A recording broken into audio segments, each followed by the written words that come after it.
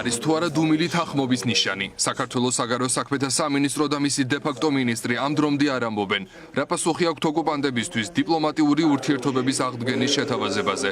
დიპლომატი გიგი გიგიაძე არ გამორიცხავს, რომ ანტისახელმწიფოებრივ რიტორიკას მალე მოქმედებაც მოყვეს და ივანიშვილის რეჟიმა ოფიციალურად გააფორმოს ქვეყნის წინააღმდეგ დაწყებული ღალატი სპეცოპერაცია.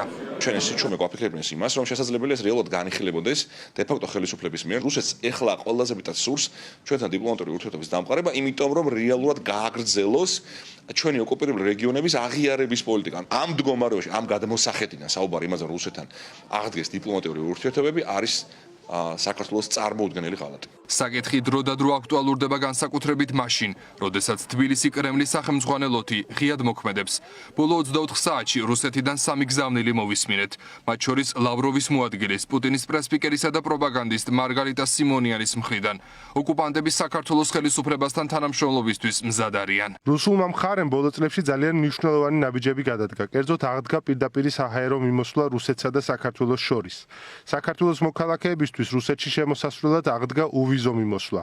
რაც შეეხება დიპლომატიურ ურთიერთობებს, ჩვენ მზად ვართ აღვადგინოთ ის, ჩვენ მზად ვართ წავიდეთ იმდენად შორს, რამდენადაც ქართული მხარე მზად იქნება. აქ ჩვენთვის არანაირი შეზღუდვა არ არსებობს.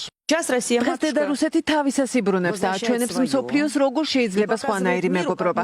დროა ყველაშინ დაბრუნდეს, დროა ჩვენთან იმეგობროს. გაზღონებთ, რომ თუ გაუთვალისწინებელი რამ არ მოხდა ღვთისდახმარების წელს კონფლიქტი დასრულდება, რომელიც ახლა მიმდინარეობს და კიდევ ნახავთ ახალ ერეკლე მეფეებს, როგორ თხოვენ მუხდაჩოქილი დედა რუსეთს შინ დააბრუნოს. ლავროვის მოადგილე გალუზინი საქართველოსთან საჰაერო მიმოსვლის გაფართოებასაც არ გამორიცხავს. ოკუპირებული სოხუმის აეროპორტის ამოქმედებაზე კი ქართული ოცნების პოზიციას პრაგმატულს და სწორს უწოდებს. სამხედრო ექსპერტს ვკითხეთ, რას გამოიწვევს რუსეთთან დიპლომატიური კავშირების აღდგენა.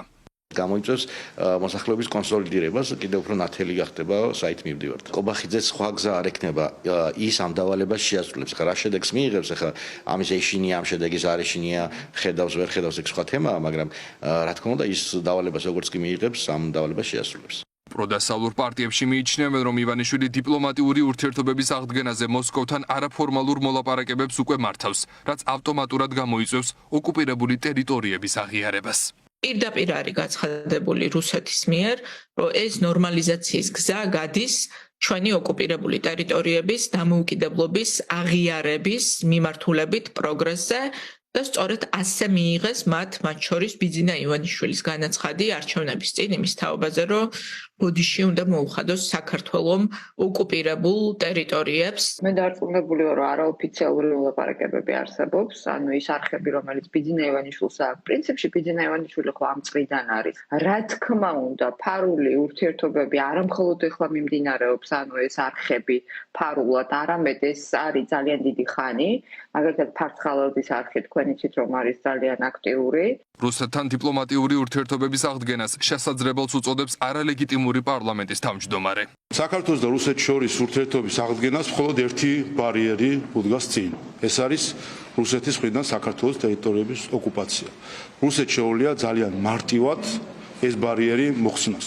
როგორც კი ეს ბარიერის მოხსნის ნაბიჯებს დავინახავთ, რა თქმა უნდა, ამ ურთიერთობის აღდგენა იქნება შესაძლებელი. ივანიშვილი არა მარტო ინსტრუქციებს იღებს კრემლიდან, ის საქართველოში FSB-ს მაღალი რანგის ოფიცრებსაც კი ამუშავებს. ამის შესახებ გასულ კვირას რუსეთიდან გაქცეულმა პოლიტიკოსმა და FSB-ს ყოფილმა პოლკოვნიკმა გენადი გუდკოვმა ილაპარაკა. მან თქვა, რომ ქართული ოცნება ცალსაღად აღიქმება, როგორც პუტინის მოკავშირე, ხოლო ივანიშვილი კრემლში პატივსაცემ კაცად ითვლება. რუსმა ოლიგარქებმა, რომლებიც კარგად იცნობენ ბიძინა ივანიშვილს, მითხრეს, რომ ივანიშვილსა და პუტინს შორის იყო შეთანხმება იმაზე, რომ პუტინი არ შეუშლიდა საქართველოს ხელისუფლებაში მოსვლაში ხელს და რუსეთში მრავალ მილიარდიანი აქტივების გაყიდვის საშუალებას მისცემდა. ივანიშვილის ხელისუფლებას თბილისში მუდმივად აკონტროლებენ FSB-ს მაღალი რანგის ოფიცრები. ისინი საქართველოში ყალბი დოკუმენტებით ჩადიან და მუდმივად იცვლებიან. როგორც ჩანს, მათი იყოფნა აუცილებელია იმისთვის, რომ საქართველოს არ გადაუხვიოს პუტინის გზიდან. მოღალატეობრივად ფასდება ივანიშვილის რეჟიმის კიდევ ერთი პოზიცია. რეჟიმის რამდენიმე წარმომადგენელი სამომავლოდ 3+3 ფორმატში საქართველოს მონაწილეობას არ გამორიცხავს. ეს 6 მხრივი პლატფორმაა. მასში შედიან რუსეთი, ირანი, თურქეთი, აზერბაიჯანი, სომხეთი. საქართველოსთვის კი კარი ისევ ღიად რჩება.